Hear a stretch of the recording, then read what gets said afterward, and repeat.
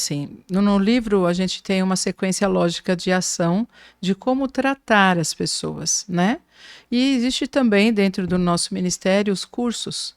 E os cursos que nós desenvolvemos está dentro do processo, porque tem pessoas que querem, se sentem chamadas para lidar com libertação e cura, mas elas não sabem onde encontrar treinamento e tudo mais. Nós trabalhamos com o treinamento, tá?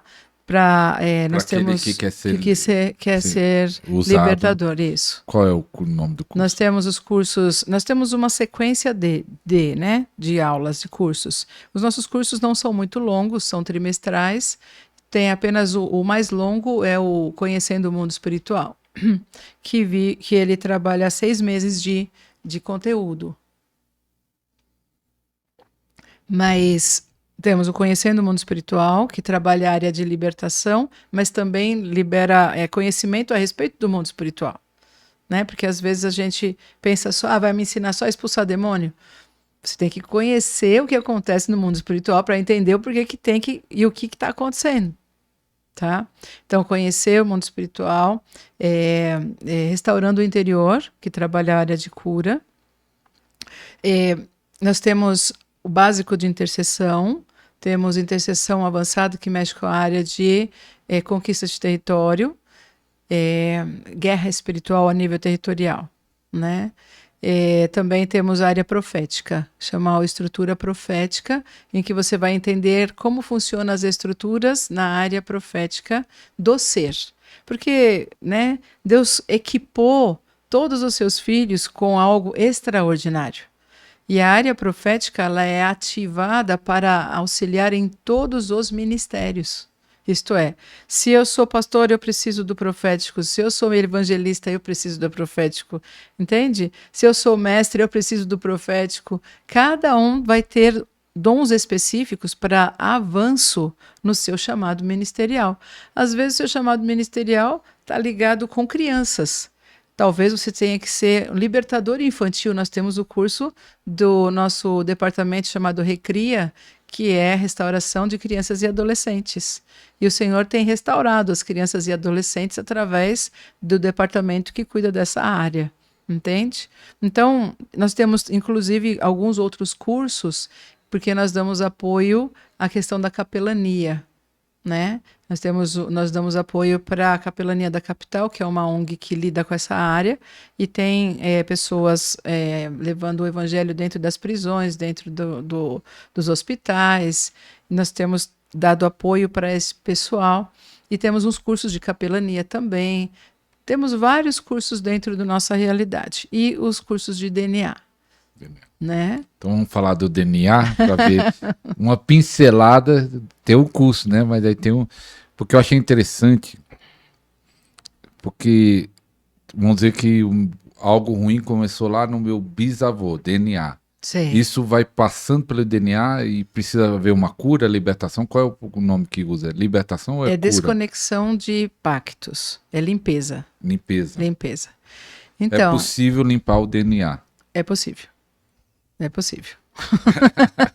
Inclusive, cientificamente falando, sim. Tá? Porque existe todo um processo que já... tipo assim como o DNA pode ser prejudicado pelas ações, porque existem enfermidades genéticas, certo? Que elas começaram a acontecer por causa da situação que a pessoa viveu. Entende? Vamos dizer, tipo um trauma... Um trauma gerou uma enfermidade que foi passando de geração em geração. Entende? Então, por exemplo, tem um dado científico de um pessoal que fez pesquisas, tá? E dentro dessas pesquisas, eles analisaram pessoas que viveram o inverno da fome na Holanda, tá? O que é o inverno da fome? Na Holanda... Na época da Segunda Guerra Mundial, a Holanda ela se tornou um país cercado pelo pessoal, pelos soldados de Hitler. Por quê? Houve muita perseguição para judeu, certo? Houve um período anterior a esse, onde os judeus foram perseguidos na Espanha e em Portugal. E como a Holanda era um país que estava aberto para receber e ele não tinha restrição à religião, então muitos judeus foram para a Holanda, certo? E ficaram por lá, ficaram bem durante um período, mas quando chegou na Segunda Guerra, então o pessoal que era da Holanda, que tinha essas características, acabou sofrendo as perseguições. E haviam mulheres grávidas ali. O que aconteceu? Houve um cerco e muitas pessoas, eles não tinham o que comer, certo?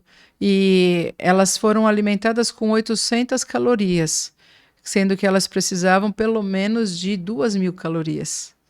E o que aconteceu? Quando essas mulheres tiveram seus bebês, eles nasceram com esquizofrenia, por causa da fome que a mãe passou.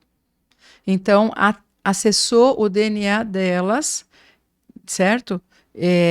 Acessou o gerar e o DNA do bebê foi atingido também. Mexeu com uma área lá dentro que desgovernou algumas coisas. E esses filhos depois tiveram outros filhos com alguns problemas também. Entende? Então, um mal que entrou por causa de algo circunstancial. Circunstancial. Existem fatores, né? A gente chama isso de epigenética. Epigenética é o que vai acima da genética. Então, você tem o seu gene. Colocar o nosso... Tem uma foto do DNA aí, se der para colocar, né? Porque aí a gente vai dar uma delineada para você ter uma ideia, né? Logicamente que não vai dar para falar todo o material, que são 5 aulas consecutivas na primeira parte e depois mais um curso de mais 3 meses a respeito de todo o processo. Então, só quem quiser se aprofundar tem que adquirir. Se você quiser conhecer mais a fundo, né? Vai conhecer através de um curso que vai equipar você para tratar pessoas com problemas. Entende? Não é apenas um conhecimento. É o conhecimento que ajuda você a ajudar outros. E essa revelação de DNA faz tempo que teve ou foi quando nasceu o chamado e já foi mostrando isso? Foi consecutivo. Sabe, Deus estava trabalhando conosco no Ágape, começando a trazer essa realidade. Nós começamos a mexer com essa realidade lá, mas depois, como houve algumas circunstâncias, né, houve algumas mudanças por causa da pandemia e uma série de coisas, então houve um afastamento, né? Eu passei a cuidar só do chamar e a gente desenvolveu algumas coisas específicas sobre essa questão, porque o Espírito de Deus foi trazendo e a gente foi trabalhando. Foi tipo uma ferramenta para ajudar nesse processo de cura e libertação, né? Para que a gente pudesse atingir algumas coisas que nós não tínhamos ainda ideia de que poderia ter acontecido, entende? Existe uma questão no DNA que não é apenas o físico que pode ser mexido, mas a alma da pessoa pode ser mexida, então as suas emoções podem estar presas a dores de antepassados. E isso não tem nada a ver com espiritismo, entende? Isso tem a ver com genética. É aquela primeira, né? É a primeira. Isso. Então, aqui a gente tem uma demonstração de como funciona o nosso sistema de DNA, tá? O DNA seria como essa fita aqui, certo? Ela é toda torcidinha. Isso aqui são alguns nucleotídeos, são alguns ácidos que eles vão formatando o corpo, a alma e o espírito da pessoa, tá? Ela é uma fita longa de mais ou menos uns 2 metros de comprimento e para ela não ficar toda bagunçada, Deus criou um sistema de novelos. Eu chamo assim para ficar mais fácil de compreensão, que são as estonas. São umas bolinhas onde elas se enrolam, tá? E elas vão se compactando e vão formando aquela parte que parece um X ali, chamado cromossomo, tá? Cada pessoa, quando vai ser gerada, ela recebe do pai e da mãe uma quantidade de cromossomo, que é 23 do pai e 23 da mãe. Todos nós nascemos nesse circuito. Todos. Todos temos no nosso DNA uma marca de um antepassado. Do pai e da mãe. Do pai, da mãe, do avô, da avó. É que ele já vem do pai, da mãe, e vai. E aí as vivências vão interferindo. E aí nesse DNA tem histórias, tem registros. Isso. De traumas, de pecados. Existe uma questão que nunca ninguém prestou atenção, que é o seguinte. Existia nas religiões uma cultura de entrega de sangue, tá? A Bíblia diz que o sangue, ele para Deus, ele tem o mesmo valor que alma, tá? Então, tanto é que existe uma proibição de comer sangue, porque o sangue é dado como vida, entende? A palavra alma no Antigo Testamento, ela é colocada, tem um termo hebraico chamado nefesh, que é alma. E é a mesma coisa que vida, entende? Então, o sangue, ele entra no lugar da alma. Quando uma pessoa faz um pacto de sangue, ela está fazendo um pacto ligando almas. Entende? E esse pacto afeta o DNA? Afeta espiritualmente, dependendo do pacto que é feito. Entende? Por quê? Lembra que eu falei de autorização? É autorização dada, certo? Então, vamos supor, tá? Vamos supor que você tenha nos seus antepassados alguém que fez um pacto com algum espírito aí, certo? Porque era a religião dele e tal, e ele fez o pacto, cortou lá, né, feriu a pele, rasgou, tirou sangue. Quando rasgou e tirou sangue, fez um pacto de alma. Então, a alma estava vendida, certo? Isto é. Agora, este mesmo sangue tem DNA. Não o sangue, ele não tem DNA nas hemácias, que são aquelas partes de vermelho, né? Mas tem nos leucócitos, que é os glóbulos brancos. Tem em todo o hormônio. Porque quando você faz o exame de sangue, você tira para ver a quantidade de hormônio que tem no seu corpo, certo? Então, no sangue existe o sistema hormonal. Ele está representado ali no sangue. Por isso que o sangue é vida. Ele faz o circuito todo do corpo para levar a vitalidade, entende? Os hormônios e tudo mais. Então, quando uma pessoa fez lá atrás um pacto e entregou uma parte do seu DNA, que é o DNA dele, que estava dentro do sangue que foi ali comprometido, ele estava entregando o DNA que você teria hoje. Tá entendendo? Então, mas não fui eu que fiz. Não foi você que fez. Mas o seu DNA tem uma marquinha de que tem um registro lá de alguém, e dependendo do nível, porque não é qualquer coisa. Tem níveis de comprometimento espiritual muito intensos. Entende? Por exemplo, antigamente, lembra da época das bruxas, no sentido da Idade Média, onde havia bruxaria num nível muito hard? As pessoas, elas que se envolviam com a bruxaria, tinham todo aquele tipo de prática tal, e faziam as sessões no meio dos matos, lá das florestas e bosques e tudo mais. Parece que isso tudo é só, né? É só filme de Netflix. Só que não, aquilo acontecia. Entende? Por quê? Vamos imaginar, tá? Existia um povo chamado germânico. Ele era ligado aqui aos vikings, aos nórdicos, tá? E quando eles iam para uma guerra, eles faziam pactos com as entidades, eu chamo de entidade os espíritos malignos, tá? Eles faziam pactos com os espíritos, tinham espíritos específicos, tá? Que recebiam sangue humano para eles vencerem as guerras. Então, quando eles iam para a guerra antes, eles juntavam as feiticeiras, certo? Faziam as entregas e tal, e ali eles iam e ganhavam as batalhas. Então, existia um sangue derramado, entende? Isso comprometia espiritualmente aquelas pessoas com aquela entidade para a qual foi feito o pacto, entende? Aí passou muitas gerações, mas esse sangue foi passando, o sangue, a prática em si, para uma feiticeira chegar na posição de feiticeira, ela tem um ritual. E ali pode ter comprometido aquela pessoa e os seus descendentes, por causa disso. Então, como é que eles tentam fazer? Eles tentam ativar o descendente na próxima geração para ele pecar. Para ter acesso. Para ter acesso. Entende? E como faz para limpar esse DNA? Vamos dizer, a pessoa está com problemas no DNA, tem como limpar?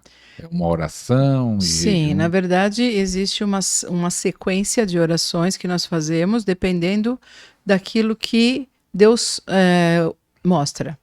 Então, por exemplo, vamos pegar um exemplo bem simples. Geralmente a Bíblia ela fala o seguinte: Deus visita a maldade dos pais nos filhos até a terceira e quarta geração daqueles que o aborrecem. O que ele está falando? Ele não está falando que Deus amaldiçoa. Ele está dizendo que Deus vê a maldade que está no pai, no filho, certo? Ele enxerga a maldade que o pai fez sendo repetida no filho até a terceira e quarta geração. Então existe uma ativação muito forte entre essas 4 primeiras gerações, que é o filho, o pai, o avô, o bisavô, às vezes o tataravô. E se os antepassados se envolveram muito pesadamente lá atrás, com muitos problemas, muitas situações de pecado, e isso foi destruidor para muita gente, pode também estar interferindo. Entendeu? Então, existe um sistema, né? Normalmente nós trabalhamos primeiro a pessoa, com as suas dificuldades, trabalhamos a cura, a libertação dessa pessoa, depois conscientizamos a respeito do processo, ela faz um tempo de jejum específico para a limpeza, ela passa por esse processo de limpeza, a gente entende, vai buscar quais são as origens dela para trabalhar especificamente os focos. Meu amigo, eu vou te dizer para você, tem pessoas que estão tendo um resultado extraordinário na vida. Entende? Um dos grandes focos é a área emocional. Nós somos descendentes, brasileiro, muito descendente de africano, por causa de toda a história do Brasil. E muitos de nós temos dores na nossa alma que vieram das dores que eles viveram no momento em que eles estavam com o nosso DNA lá atrás, entende? Isso que é interessante, vamos dizer assim, não só na questão de pecado da feitiçaria que nós estamos, que tem uma influência, mas de traumas comuns. Vamos dizer que alguém sofreu o trauma, vamos dizer, uma mulher foi violentada, por exemplo, ou qualquer trauma, né? A pessoa passou por um trauma. Sim. Isso também afeta o DNA e vai passando? Vai passando a dor. Eu vou contar um exemplo. Tem uma pessoa que a gente caminha junto, eu conheço essa pessoa, tratei essa pessoa desde muito tempo, e nós estávamos trabalhando as questões de DNA. E no momento que nós pedimos para Deus mostrar, né, essa pessoa, antes desse processo, ela era muito iracunda.